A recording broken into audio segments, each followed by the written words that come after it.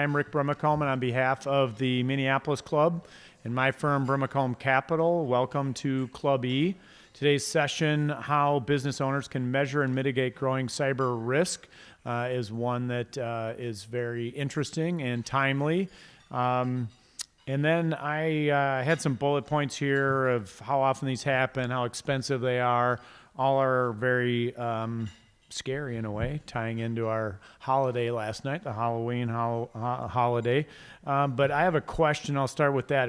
Who has actually suffered a cyber attack either at their firm or at their house, or actually had to deal with this particular issue? Okay, so we got a couple of the table. So I have through the Club E website, and then who all's looked at recently the number of emails that go into your spam folder and what those look like? Okay, so just kind of to check out what was going on, I looked in my spam folder yesterday and had 19 emails that to me look suspicious. And if they look suspicious to me, then they probably are very suspicious, because I'm definitely not the expert here, and that's why we have three experts on our panel. Before we get to today's talk, I want to thank our sponsors. Schwegman Lumberg Woosner is an intellectual property law firm. Olson Thielen CPAs is a full-service accounting firm. Irish Titan is a web development and e-commerce company, and I have a couple of folks, Darren Lynch right up here in front, and Megan, where's Megan?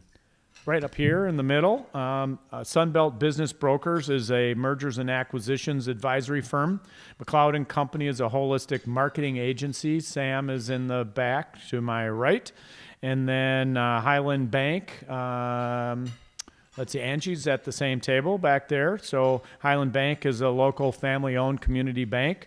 I'm also on the board of Highland Bank, so thank you for giving me the opportunity to do that, and for your support here at Club E. And then the Network Connect is a catalytic gateway for connecting investors, companies, and service providers. As far as announcement goes, just a few. Please, again, RSVP on Brown Paper Ticket. Generally speaking, it's the first of the Thursday of the month, so you can put that on your calendar for a recurring event and sign up on Brown Paper Ticket. As far as connecting with the group, you can do that in a couple of ways. You can do that from clube.com and signing up for the newsletter. There's also a LinkedIn group, Club Entrepreneur-Minneapolis, that has about 2,700 folks on it, and then a meetup group that also has about 2,000 people. All of those are great ways to get connected. And last but not least, if you give me your card, I can get you on the email list as well, but then you miss out on maybe some of the other community things that you can get through the items I just mentioned. Had a couple of folks asking about the Minneapolis Club earlier. It's been a great partner of mine since day one back in 2007 when I started this, and I've been a club member since about 2000, 2001. Been a great addition to my family, to me personally, and then professionally as well. And anybody who'd like to learn about the Minneapolis Club, let me know. Lessons from the Garage is something I do through the Network Connect website, and think of it as kind of Netflix for business owners and entrepreneurs. So I have about 10 years of videos and a bunch of kind of how-to items that we have up on the Lessons from the Garage. So you get little snippets of stuff like you're going to hear today. Very valuable tool for those of you trying to grow your companies. And then lastly, McLeod and Sam Stender started Business of the Month in 2018. And what you can do is put a business card in the fishbowl up in front. We draw that out, and then one company a month gets pushed out and promoted in the Club E social channels, and that's of no cost to you. A nice ad by the folks at McLeod, so thank you for doing that. And Tech Guru, who builds the technology of the future for CPA firms, is this month's Business of the Month. And so again, if you'd like to be promoted in the Club E social channels, please drop your card in the fishbowl when you leave. Future club events, we have a schedule on the table. Club E St. Paul, November 14th. Chum Struve is in the room here in the middle there, has a war on talent. What's your weapon? Talking about how tight the labor market is and retaining and recruiting folks. And then I have a M&A event on November 27th, and then December 6th, right here in Minneapolis, Eric Teipla, the CEO of Centera, is going to be talking about his experiences raising venture capital. Centera is a portfolio company of mine, an investment of mine, and going to be the biggest deal in my whole career I've ever worked on for something I'm very proud of, and you can hear, thank you, you can hear, thank you. Worked on a couple of big companies in Minnesota. I don't know if anybody remembers the name Zyotech. Worked on that one. I don't know if anybody remembers Provation. That was the biggest deal that Sherpa did, and I think Centera is going to be bigger than both of those, and those exits were very attractive. So Eric Teipla is going to be talking about the amount of money he's raised, which is now north of $25 million, and the experience at Centera on December 6th. And then January 10th, it's back a week from the first Thursday because of the New Year's holiday. Actually, Darren Lynch and another gentleman are going to be talking club e-commerce, buying and selling things online. So if you want to learn about e-commerce and what's happening in the online world, please join us on January 10th. So that leads us to today's panel. I'm going to just introduce everyone, and then I'll let them spend some time talking about their backgrounds and filling you in on the various activities they've done. But I would say that it's a real honor and pleasure to have these folks here. Combined about 75 years worth of IT and security experience. So we have some highly qualified and expert panelists. And so why don't I start to my immediate left. Doug Hahn is managing partner of Hahn Information Services. Jeremy Swenson is CEO of Abstract Forward Consulting in the middle. And then Sahar Ismail is CEO of Legacy Armor on my far left. Actually, why don't we start with the introductions with Jeremy. Jeremy worked with me to help not only assemble the panel and the experts that we have here, but did a lot of work shaping the conversation that we're going to have. And this is Jeremy's core competency and interest and passion as well. So Jeremy, why don't you start us off and give us a little bit about your background. Thank you so much, Rick, and thanks everyone for coming out. So I have a hybrid background. As many of you know, I spent a lot of time consulting in IT and banking and insurance, where I helped improve a lot of projects and save a lot of money. And I also have a Master's of Science in Security Technologies, where I spent a lot of time studying data breaches and threat actors. And after about 14 years of experience and a couple of master's degrees, I thought, why don't I take this knowledge and experience and go out to the market and solve a problem that not many people are accurately addressing. Great. Well, thank you for doing that. And then also thank you again for helping put the event on and organizing it. You put a lot of time and effort into it, and I appreciate that. Absolutely. And I know our audience will as well. Doug, why don't we start down here with you and give us a little bit more about your background. Sure. Hi, it's Doug Hahn, and thanks, Rick, for hosting, and Jeremy for setting this up, and for everyone to attend. I appreciate that. My background is mainly in the software field. I was a math major from college, and I spent my entire year, once upon a time, I was a C++ programmer before it became C#. So I'm a little dated there.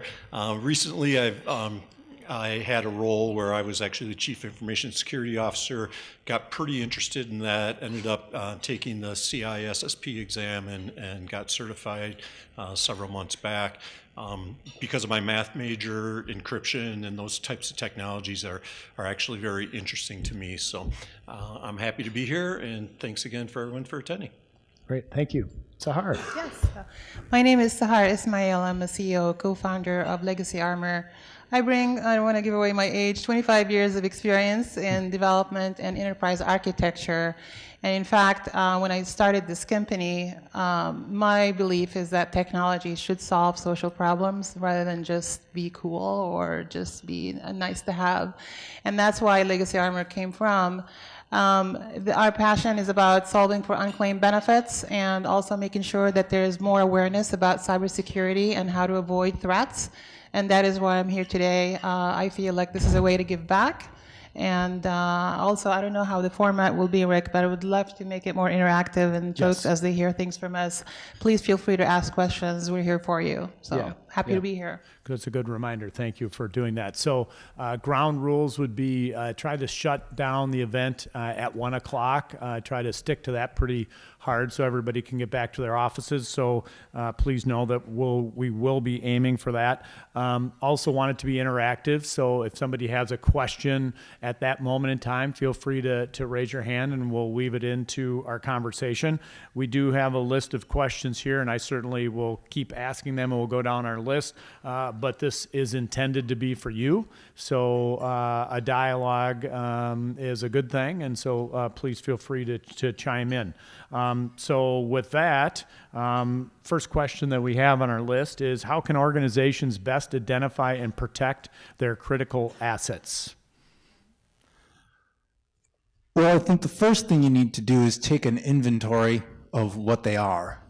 Literally have a spreadsheet, and on that spreadsheet, list every single one of your assets that has a tie-in to technology or the internet, and rank the risk to that asset. And part of that ranking is going to include what is this asset tied to? You know, if an asset is more tied to other assets, so if some of your systems are tied to one of your key servers, that would be a higher ranked asset. Assets that are connected to public-facing information may not be as high of a risk. But what you need to do, again, is identify what your assets are and rank their importance, and then also rank their dependencies in connection to other things. Mm-hmm. I mean, we work a lot with business owners, and I'm sure you get that a lot as well, which is we ask the question, what is your mission-critical business asset? And for folks here in the room, when you think of mission-critical, can you think of something? Like, can anybody give me an example what that brings to mind when you hear that? Okay. E-commerce, selling stuff. Okay, so certainly anything that if you lost or you were not able to recover, that your business would stop, or basically it will have a lot of costs to recover from that loss. And so, for example, I can bring up Coca-Cola. I went to their vault in Atlanta, and they have their secret sauce, what they claim is the reason why people love their drinks, stored somewhere in a vault. And they say if this was out there, then basically the whole company would just lose its competitive edge. For Apple, it would be the iPhone footprint. And for any business owner, it would be some IP, the intellectual property. If that one was exposed or breached, what will happen to that specific business owner? So to answer this question, really identifying what is that mission-critical business asset that your business can't go on without, and figuring out how to protect it. And I can talk more about that as we go through the discussion. Great, but I wanted to send that out there. Great, thank you. Doug? The only other thing I'd like to add to that is there's the concept of personal information that you as a business may have about other people, and keeping that information safe. Again, if that gets out, you're on the front page of the Wall Street Journal, and that can be a big problem to any business. So you want to avoid that. So, personal information, PCI information, healthcare information, that stuff is also extremely critical, in addition to kind of the corporate assets, if you will, or corporate secrets. So I just, the personal information that you may, as a company, own about other people or maintain about other people is critical to being kept secure and used properly. And that information also has life cycles. So think about these assets. Now, I'm sure each one of you, I spoke to a couple of you, and some work in manufacturing industries. As the product is getting manufactured and certain information is going through that life cycle, how is that business owner protecting their information throughout that asset's life cycle? So it's not just about what is an asset, it's also about its own life cycle and how you're protecting that as it ends as a product. Great, thank you. One thing to add, is the third parties that may be touching your organization that oftentimes, we forget about. Every business, small, medium size, even large, you're paying third parties to do a lot of different things, some very important things. And when you take inventory of your assets, make sure you factor in the linkage of those third parties and have some sort of way to audit or manage the accountability for that third party. A lot of the breaches that have happened in recent years have been exacerbated because of something the third party did, not because of something the main entity did. And can you give a couple examples of those third parties? So the Target data breach, we've all heard about that. It happened a while ago, but it was a very big case. And really what happened there, it was an HVAC vendor. HVAC vendor just doing normal servicing to the Target retail stores, needing to get network access, to update and send information, and they may have meant well, and probably most of the time your third-party vendors, they mean well, they just want to do a good job and just want to get paid for doing that good job. But in the case of Target, this third-party vendor had too close a network access to the point of sale server data, and an exploit via email was targeting this HVAC vendor, and the exploit came through and it eventually moved its way into the Target point of sale servers and thus compromised the Target point of sale servers and was reading credit card data as it was swiped in the RAM memory, the instant storage memory, not the hard storage memory. So there's one example, but there's many others. Okay, great, thank you. Are there certain seasons or contexts when cyber risk is going to be higher or lower, and how can a business owner tell? I can take this one. For businesses that are growing, you're so excited about the growth, and you should be. But if you get a key customer, say you're a law firm or you're an accounting firm, and you're growing and you're doing well, and you get a key big customer that has a brand name. When you've got that customer, your risk now has changed. You're responsible for their reputation and the connections to their systems depending upon how you're sharing data. So as you grow and as you get more customers, the risk gets complicated and you actually become more of a target. What happens when you create a website or a company is the crimeware as a service industry, and crimeware as a service really is any threat actor or organization that's trying to make money off of other business entities that are making money. And so again, as you grow and you get big key customers, the risk gets more complicated, and you're responsible for maintaining their brand as you link up to them. Actually, regardless of what spike might initiate a certain concern about risk or cyber risk, really I try to always remind myself as a business owner is three things that we have to be careful about. We need to think of security, so we have to be secure, and I'll actually kind of deep dive into that a little bit. We also have to be vigilant, and we have to be resilient. These are three things that I always think: secure, vigilant, resilient. And when I say secure, we're not talking cybersecurity only. There's also physical security. So think about when you go to the office. Who can walk in the office and just look at the copies or printouts that you have, right? That's one consideration.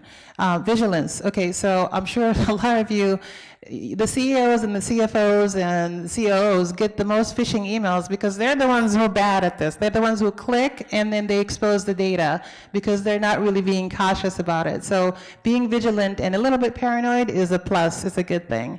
And then the last thing is resilience. What happens if you got breached, right? Do you have a plan in place that your team has, and they already bought into that, and then they know if you were not around that they can respond to that.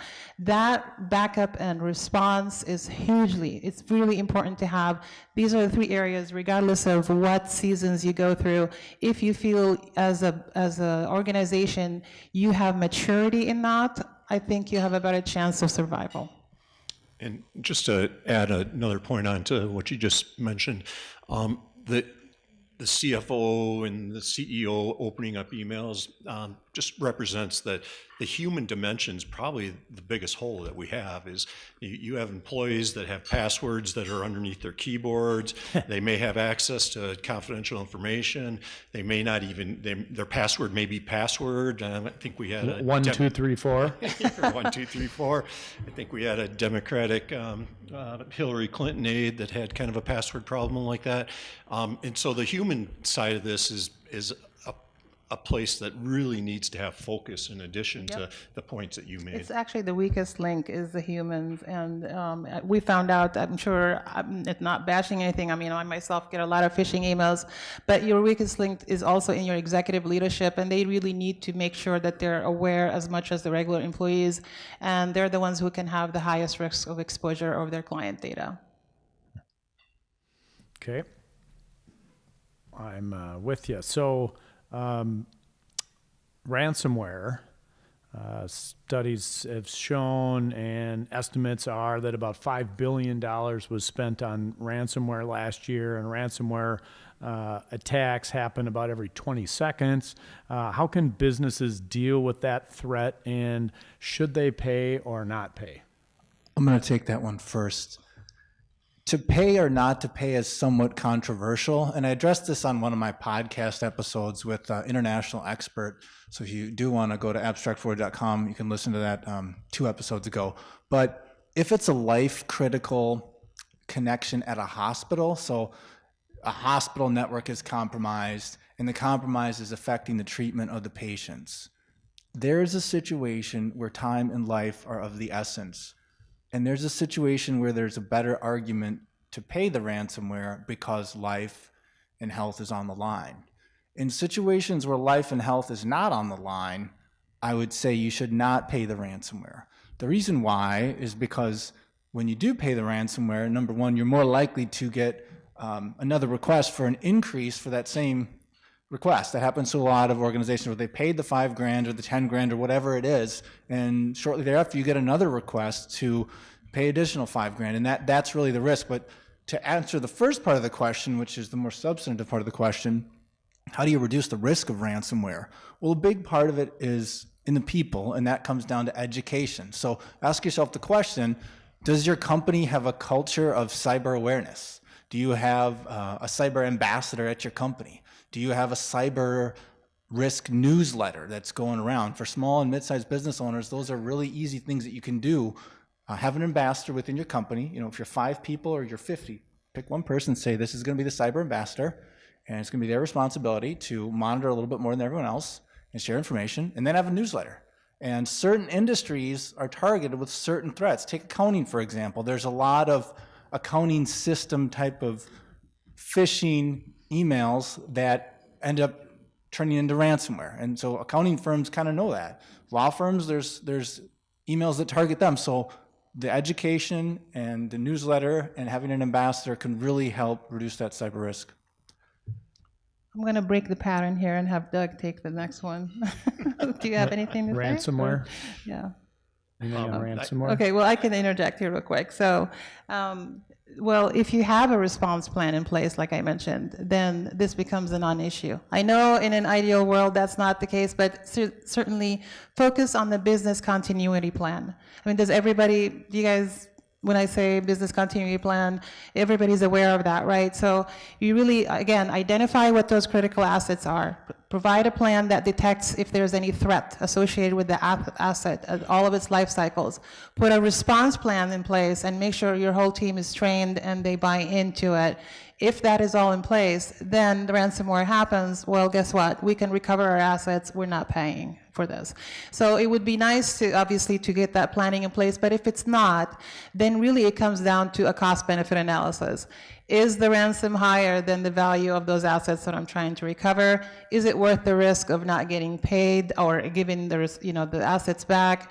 Then it becomes a decision at that point. It's an unfortunate point, but again, it could happen to the best of us. So response plan, continuity plan is critical for any business. And I'll add a couple of things about the response plan. So what it has in it is it identifies who's going to do what. What are the roles and the responsibilities of people on the response team in the event of ransomware? Having that plan, like Sahar said, is really good because you know what everyone's going to do. And then another thing which we didn't talk about is encryption and then backing up of data. So in order to encrypt, you need to figure out what is your most important asset, because public-facing data you probably wouldn't want to encrypt. But if you're encrypting your data, that won't necessarily stop ransomware, but if you're backing it up and segmenting it somewhere, then the ransomware may not have gotten to the earlier version of the backup, and you can thus recover by that earlier version of the backup. And adding on to the segmentation, if your end users that are clicking on an email that could cause ransomware doesn't have access to the critical assets because you segmented the data appropriately, their email may get encrypted, their personal files may get encrypted and subject to ransomware, but the critical assets of the company won't be able to be accessed because you've segmented the network appropriately and created a security policy that allows people only to have access to the data that they're supposed to have access to, not to the keys to the kingdom, if you will. Mm-hmm. I have to say two things to that. So one is role-based access control, and two is least privilege. So small companies and mid-sized companies, they're growing. You're doing so well with your business, whatever it is, law, accounting, marketing, like Irish Titan, whatever it is, you add a couple new employees, you give them a PC workstation, make sure that you're using the least privilege principle, meaning that give them the limited amount of access to systems that they need based on the role that they have. So a marketing person has different accesses than a CFO. And role-based access control means that you're defining what the role is and you're setting the access that they have based on that. Okay, so we've thrown out a couple of ideas here: business continuity, response plan, segmentation, other policies, role-based and least privileged. If we were coming up with a list of kind of free or low-cost cyber assessment tools, other than those things, what other things would we put on that list, or what things might you add to the things that we've covered? I'm going to have to take this one. So Sahar and I know very well that He's very passionate about we this. know very well that the Department of Homeland Security, and I generally don't like to promote government organizations. I love the Thank you. government, but Good plan. I love the private sector more. But in this case, Department of Homeland Security has actually developed a pretty decent starting point of a cyber assessment tool, something called the CSIT tool, or Cybersecurity Evaluation Tool, which is completely free. And what the Department of Homeland Security wants private companies to do is to be trained and to be defended. So in the 12-point recommendation sheet in your handout on your table, you will see a link to the CSIT tool. It is a bit of a learning curve to figure out how to use the CSIT tool, but if you don't want to pay anything and you want to get familiar with how you would assess your risk, the CSIT tool from DHS is a good start. It's not a be-all, end-all, but it is a good start. And then there's other links in there for small business advisory from DHS. But I mean, it's most probably you do want to, I mean, this is not the shameless plug for Jeremy's company or anything. We have actually attendance from, I don't know, Protocol 46 and other companies here, but basically, and also the sponsors, but you really want to look at, is it worth it doing this myself because I know what to do, or is it worth it to invest in a consulting firm? Either way, you're clear on the deliverables. The deliverable is, like we said, I need to know what I need to protect and how to respond to threats. And yes, we can use frameworks like that provided by the government or not, but the execution is what matters, and that's where you need people that can point out where the vulnerabilities are, and they can help you on the response to that, to the threats. Doug, anything else you'd like to add to that? Actually, I was going to ask the audience if there's any feedback, suggestions, best practices that you've experienced that you think are worthwhile to share. How often do you think you should change out your router, since that's the easiest point of attack? So the question was, for those over here or for the video, was how often should you change out your router, given that's either the easiest or one of the easiest ways to hack the system? One thing about the router that most people don't realize is they come with default passwords, and most people don't change those default passwords. So one, change your default password on your router. And two, I don't know that there's a particular number that's right for one company over the other, but I would say do it more often than not. And if there's a vulnerability associated with your router, definitely replace it. There's something called CVE, and really what this is it's a vulnerability number and description. So every vulnerability out there can be tied to a particular device at some point. And if your router is on that vulnerability list, you should have replaced it long ago. And again, I think configuring your router correctly is probably more important than replacing it like every 6 months. I think more routers are probably not configured correctly in the world today than are configured correctly, unfortunately. Good question. Kind of a different question. Sure. I don't know if you really put questions. Yeah, sure, Jim. What do you got? So what about GDPR? I mean, my observation of GDPR, this is sort of a different slice of sort of information security angle. It's live in Europe. My bet is that we'll probably get something like that here in the United States eventually. But I mean, certainly you have to take a holistic view of what you do with customer information and personal information. So the question was about GDPR, and remember we got a business audience here, so maybe give us the abbreviated version of the answer and how to deal with it and what might be coming to the States. So GDPR stands for General Data Protection Resolution, and this is an initiative was developed and now enforced very vigorously by the European Union, and companies in the U.S. that have European presence or any commercial practices are subject to that rule. And the fines are really high. I think it's about 4% of the annual revenue or a couple of $1 million, whichever is higher. And this really puts things in perspective for companies here in the United States, because as much as this is an effort that is developed for privacy and preserving the citizens, their security, it really comes down to what is the business itself, culture, and best practice in terms of securing their customer data, whether there is a GDPR or not. That's a responsibility on our side to preserve the client data.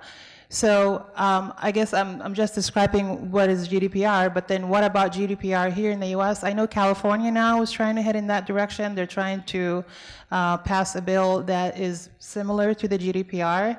And I personally think it's a good effort, not to fine so much, but mostly to guide the businesses towards striving to meet these standards, and then help us as a U.S.-based companies with a European presence to be able to not be subject to those fines. Does that answer your question?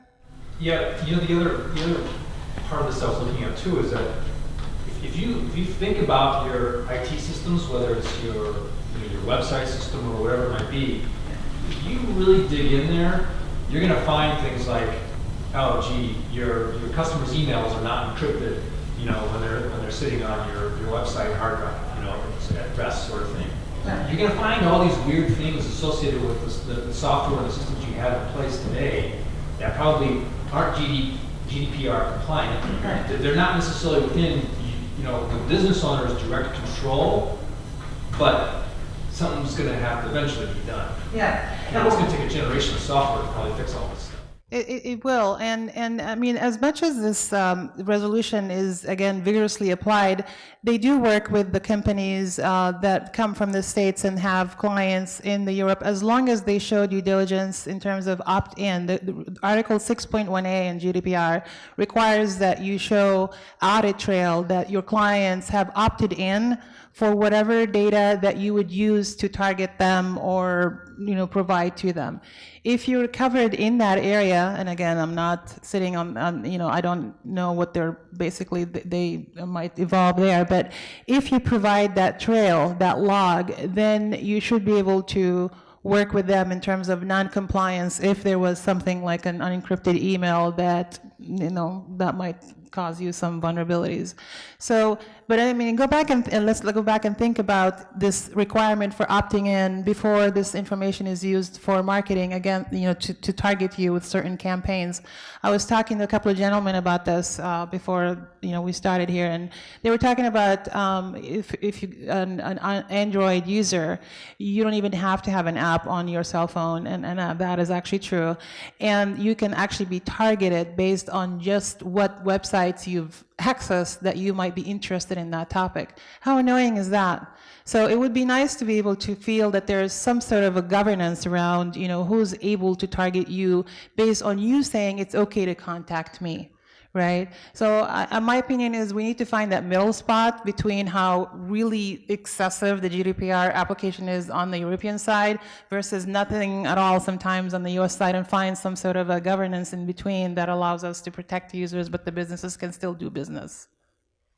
I would like to make one other point. You made a very good point.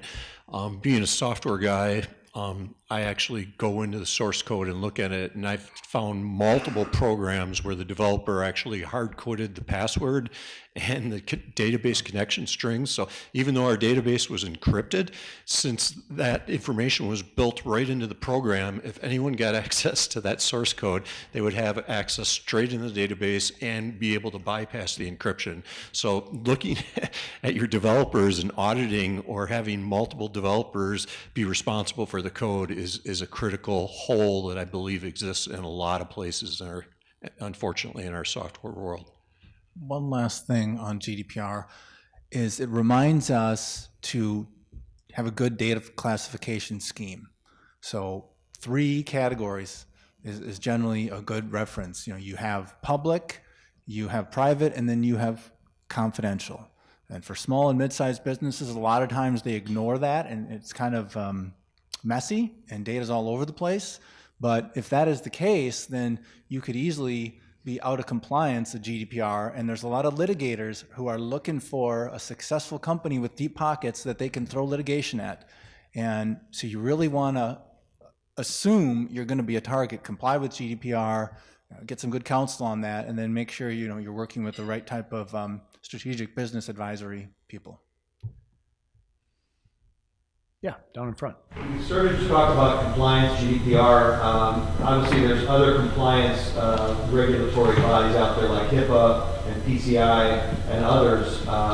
And in many cases, they have minimum standards that they require around vulnerability scanning, maybe or penetration tests. Maybe it's annual penetration tests, quarterly vulnerability scanning. But the threat actors are out there 24/7. Maybe talk about the importance of describe maybe those compliance regulations as well as the importance of 24/7 monitoring. Sure.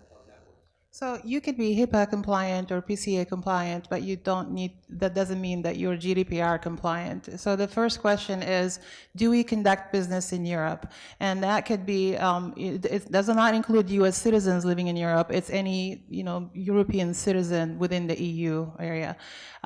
So the problem with HIPAA and PCI, that they're specific to certain industries, so healthcare, finance, right? The GDPR is most about data, and if your customers authorized you to use that data for business gain. And so, I don't see those as either or. I actually see those as a US business that, again, has presence in Europe, that we need to have all in mind as we talk about, again, the business continuity plan and how we're protecting our assets, because part of that asset is your finances and your revenue. And the way you protect that is by avoiding fines, and the way you avoid those fines is by being compliant. So that, just to answer your question, it's important to have these industry-specific standards to meet and get credibility and obviously, good business there, but also the general data protection. It's about data. It's regardless of, it's agnostic to any industry, and it's really about the customer themselves versus the business itself. Good question. Thank you. All right. So social media, everybody's doing social media, whether they're conducting business over the web or not. Talk a little bit about social media, cyber vandalism, and best practices around that. Yeah. I don't know. Do you want to take this? I can take it, and I'll hand it to you, Doug. So, we're in a social media era, right? Everyone's got something, Facebook, Pinterest, Twitter, maybe all 3, maybe even more.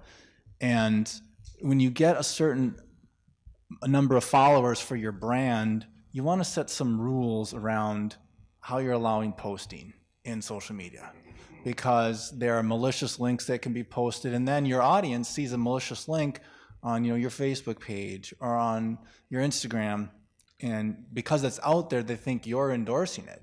So you want to set rules that maybe, and for someone to post in one of your groups, that they need to be an approved member, and have admins that are monitoring, your Pinterest, your Twitter, your Facebook, so that malicious links and negative speak are not out there poisoning your brand. Yeah, and doesn't the SBA, the Small Business Administration, have a social media cyber vandalism kit? I thought I saw that on their website, where they teach you things about, brand damage control, or kind of, if somebody was to post on your blogs for you as a comment or in social media pages, how do you manage, that brand in response to them? So there are some best practices around, obviously, in reacting to the comments, but at the same time, you can also have certain mechanisms in place where, for example, in our blog, you have to put in a password to put a comment, right? So it's not open for somebody automating a process where they can just respond saying, here's my link, you need to go to my site, right? So vandalism can obviously happen by, really adverse comments that are not necessary, and you need the opportunity to work with the client on that, but it also can be people using your hard-earned, socialized resources that you've already had. You got ranking #1 on Google, you're showing up there, and then people use that to market their business, right? These are not authorized users. So I see both as equal, and I think this kit that I'm talking about here allows, kind of what mechanisms you put in place to prevent these from happening. One other thing to add, there's a lot of scams out there in social media that say, get a free $50 Target gift card, get a free $50 Best Buy gift card. And so I think what business owners need to do is make sure they're giving, if they're doing a contest, because doing contests in social media is one good way to market, right? It's one good way to get your audience to talk, and social media is very valuable. But you need to give your audience a way to validate that it's you, that it's legitimate, because I'm sure we've all got those Facebook or other social media messages where we can get a $50 Target gift card, but how do we know that's really your company that's sponsoring that contest? So have an official page for every platform where customers can verify that it is indeed you, and make sure you're monitoring to shoot down these scams that are using your name to give a $50 or $100 gift card.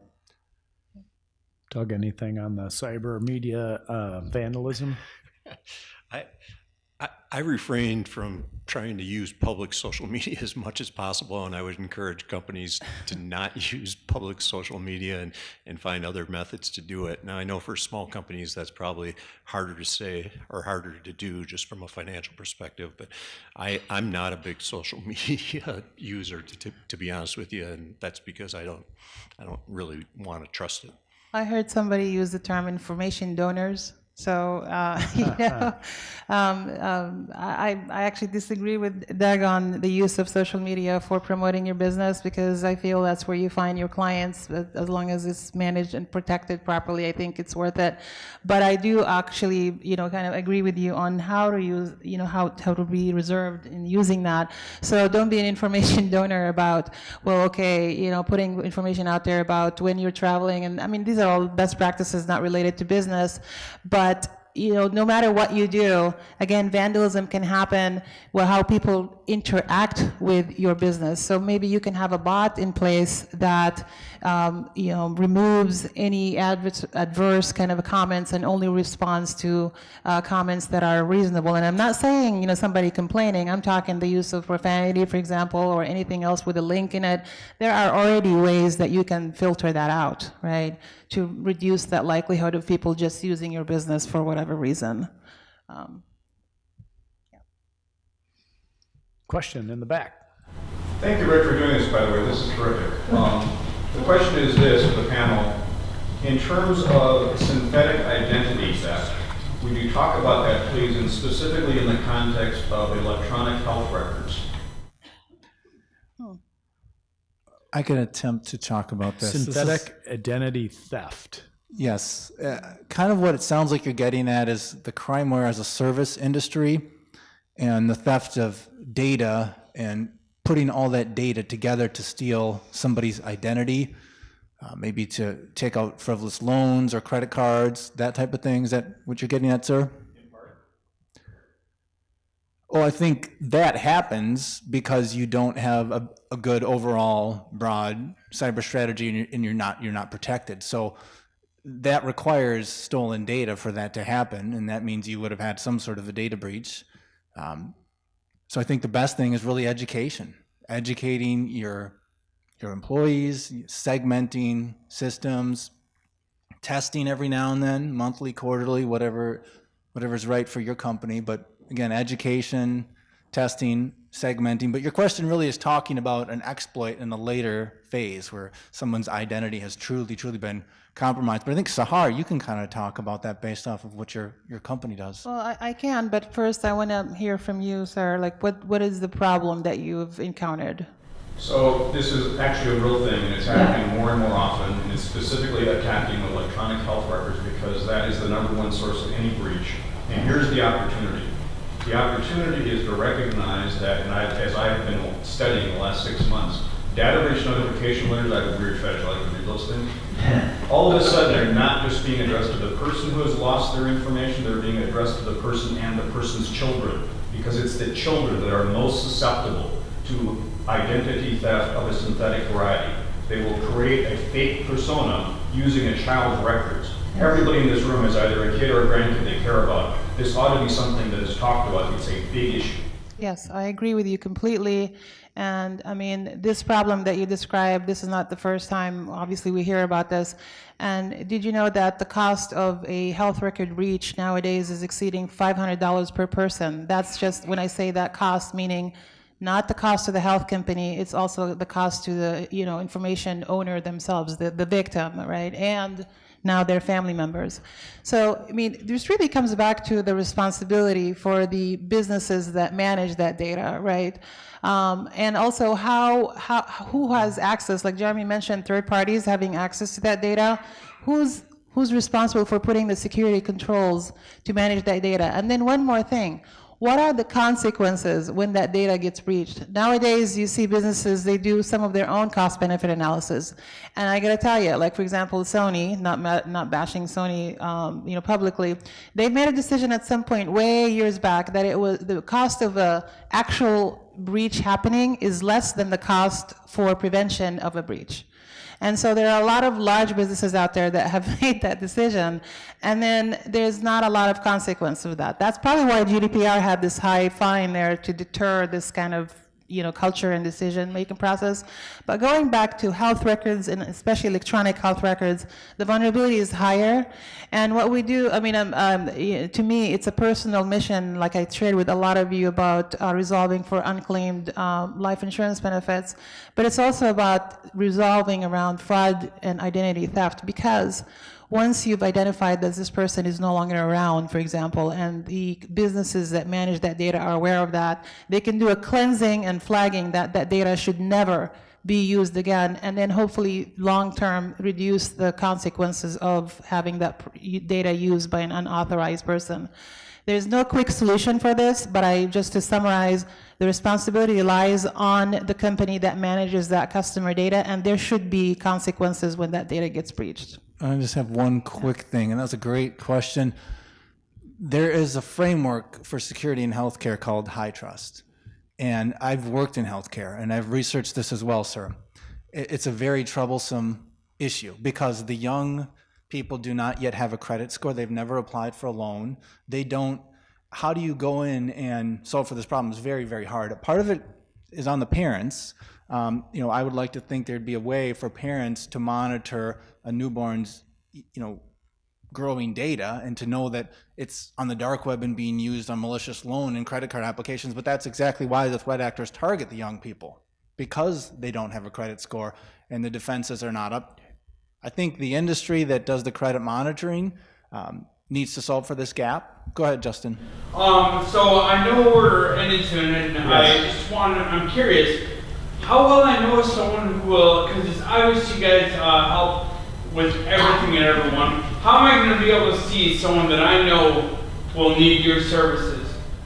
Or take that question, Justin, I'll add an and to that. How can a business owner know when this issue is something that they should outsource versus manage it themselves? When does it grow past the do-it-yourselfer? I can address that.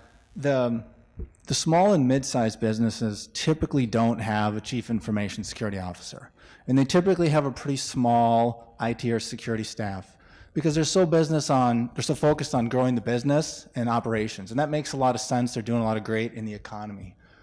Those are the firms that can, work with the smaller or the more regional security consulting firms. The bigger companies, the Fortune 100s and the big healthcare conglomerates, they have near military grade defense teams. If somebody has had a breach before, they definitely need to work with a consultant. The reason why is because if you've had a breach before, you're 26% more likely to have another breach. If you're having employees that are not educated, if you don't have a culture of security, work with a consultant. And then the other reason is you just have ambiguity. You don't know what you don't know. You don't know. Can you quantify your risk? Those are all reasons why you would do it, but it really has to come down to that leader, that CFO, that CIO, that CISO.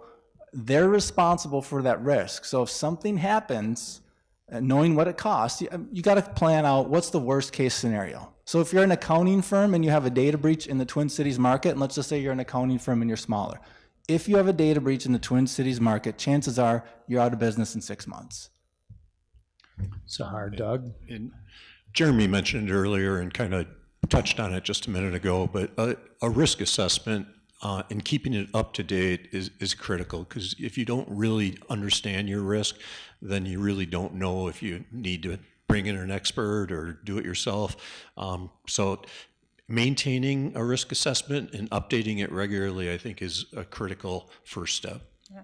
And to build on what Doug and Jeremy said, when I make a decision, I like to compartmentalize and kind of like quantify in my head my options, 1, 2, 3, right? So if you can think in terms of, do I need somebody to help me or not? Think in terms of your organization's maturity level, in terms of being able to address cyber risk.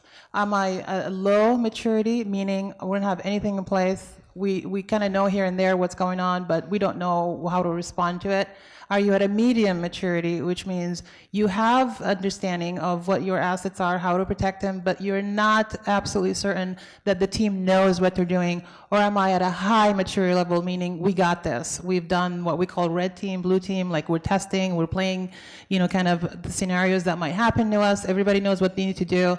So if you feel right now, as I'm saying this, you know where that organization lies in, low, medium, high, then basically you can make a decision if I need to continue what I'm doing or I need to get help. Okay. We can keep, short question, or? Can you comment on any recommendations you might have around cyber protection business insurance? Seems like the quotes I'm getting are high, and I don't know if I'm being oversold. Yeah, Question was around cyber protection, business insurance, and if you could give kind of a quick answer, Sure. and then you can hook up with anybody afterwards, because we're about on the witching hour here. Sure. I can't recommend specific insurance or providers, but I can tell you this. Be careful, because a lot of these cyber insurance contracts don't have, if you got breached, they will do nothing for you. They have protection clause in there that will make sure they don't pay. And so the main thing is to have an audit trail. Have an audit of everything that's happening to protect yourself in case you have to prove to any third party that you're doing your due diligence in terms of like protecting your customer data. Then get the right insurance plan that makes sure if after the due diligence you got breached, that there is payment that happens. And these little clauses are really, they're important to look at. Any tips on trying to pick one vendor versus another, or? I've got one thing. Make sure the ratings of the insurance company are high and that they've been around for a long time. And then also the language in insurance policies is very complicated, right? But the one thing that's in there that you should bear note of is you're required to have a certain level of defense up based off of a certain standard dependent upon your industry. So that insurance policy, you'd be paying a lot of money for it, but it's not even enforceable unless you're meeting what's required in terms of basic defenses in the policy. An audit trail, yeah. Okay. All right. So we can keep the room as long as anybody wants to stay here. Lightning round, wrap up with kind of one nugget, one tidbit. 15 seconds each to throw something here at our audience that they can take away with them. Sure. I'll start from the left here, I guess, and we can decide.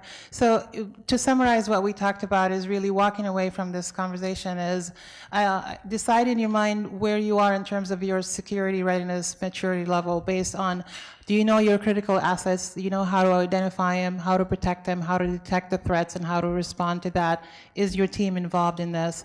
If you know all this, I think you'll be in good shape. Think of cybersecurity as a customer that you need to treat very well. And if you treat that customer well, all of your other customers are going to hear about it, and you're going to get more customers because you're treating that cyber customer so well. It'll help grow your business, it'll strengthen the business you have, and you'll have peace of mind. And one thing we really haven't touched very much on, so I'll just end with that, is encryption. Encryption is pretty military safe if you use the current standards for encryption. So if you develop a good encryption policy for the data that you don't want people to use, you're probably pretty safe. But the one caveat on that I'll add is key management. So the encryption keys, managing those keys is critical. So you don't want developers sharing keys with other people. And I think that's something that's widely overlooked in our industry too. Okay, thank you. So the T-shirt, De La Salle Volleyball, and the section playoff run. So go Islanders, and thank you for being here, and thank you to our panelists. Thank you.